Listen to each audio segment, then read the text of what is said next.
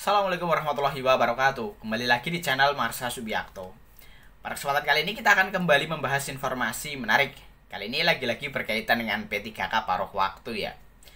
Jadi hari ini kembali ada informasi atau berita menarik berkaitan dengan P3K paruh waktu ini.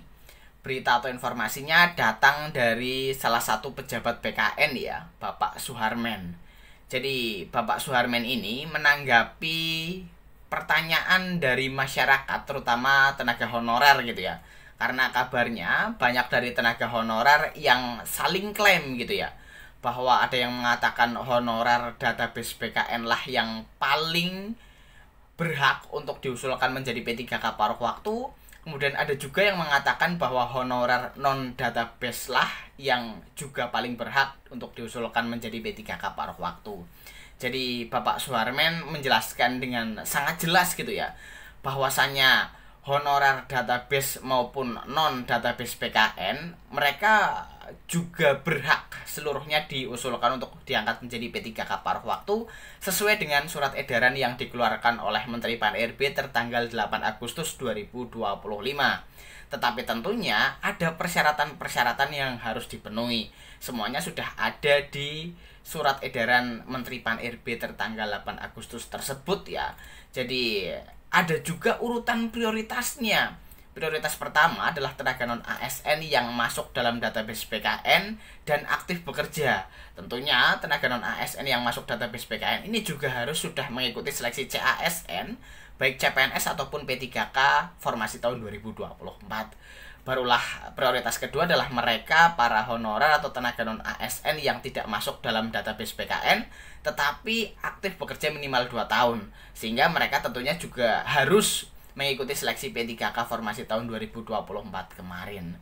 Barulah nanti R5 gitu ya, lulusan PPG yang sudah mengikuti seleksi P3K tetapi tidak dapat mengisi lowongan kebutuhan. Jadi pada surat edaran tersebut sebenarnya sudah sangat jelas siapa-siapa saja yang berhak diusulkan untuk diangkat menjadi P3K dan siapa-siapa saja atau bagaimana urutan prioritasnya. Tetapi lagi-lagi semuanya tergantung dari masing-masing instansi. Apakah instansi memiliki cukup anggaran untuk mengusulkan seluruh honorernya diangkat menjadi P3K paruh waktu atau tidak, tergantung masing-masing instansi. Jadi itu ya terkait dengan pernyataan terbaru dari Kepala PKN. Tetapi untuk lebih jelasnya berkaitan dengan pernyataan terbaru tersebut, kali ini kita akan coba lihat beritanya ya. Langsung saja bagi yang penasaran, simak terus. Oke, bismillahirrahmanirrahim, langsung saja kita mulai. Jadi inilah pernyataan terbaru ya dari PKN mengenai nasib honorer R3B, R3T, R4, dan R5 gitu ya.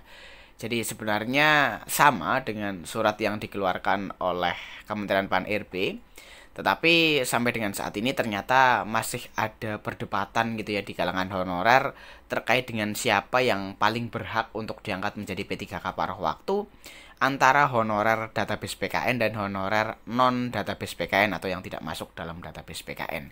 Kita coba lihat pernyataan dari pejabat PKN ini ya. Diberitakan oleh cpnn.com, judulnya pernyataan terbaru PKN soal nasib honorer R3B, R3T, R4, dan R5. Melegakan.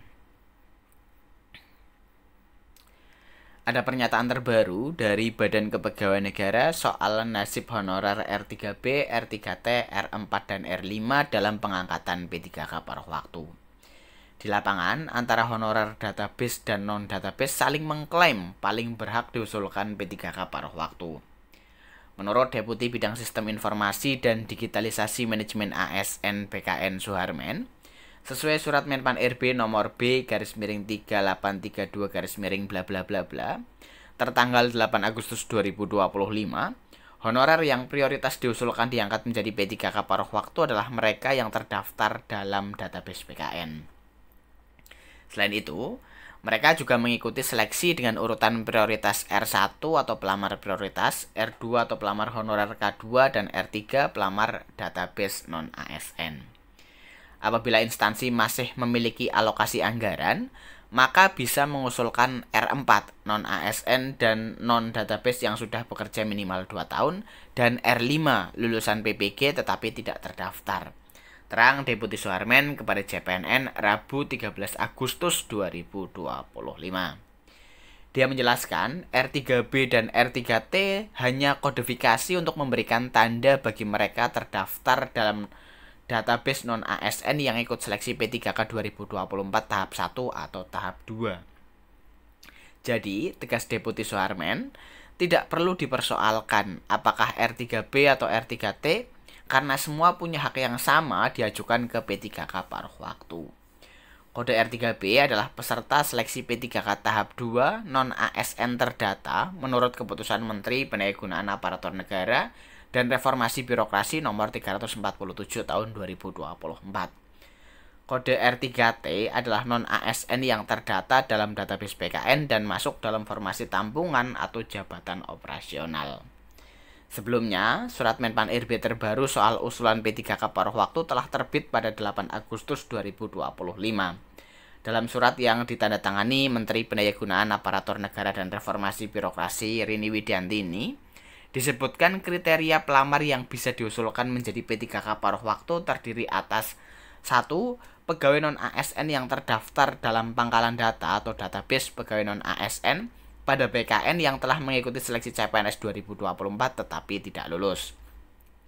2. Pegawai non-ASN yang terdaftar dalam pangkalan data atau database pegawai non-ASN pada PKN yang telah mengikuti seluruh tahapan seleksi P3K tahun anggaran 2024 tetapi tidak dapat mengisi lowongan kebutuhan.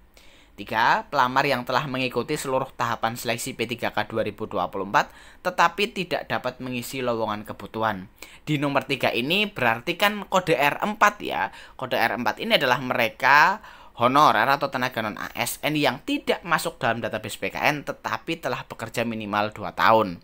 Itu salah satu kriteria bisa mengikuti seleksi P3K formasi tahun 2024 kemarin.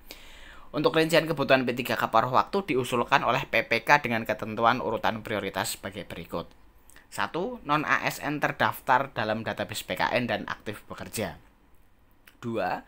Non-ASN tidak terdaftar dalam database PKN dan aktif bekerja paling sedikit 2 tahun terakhir secara terus-menerus.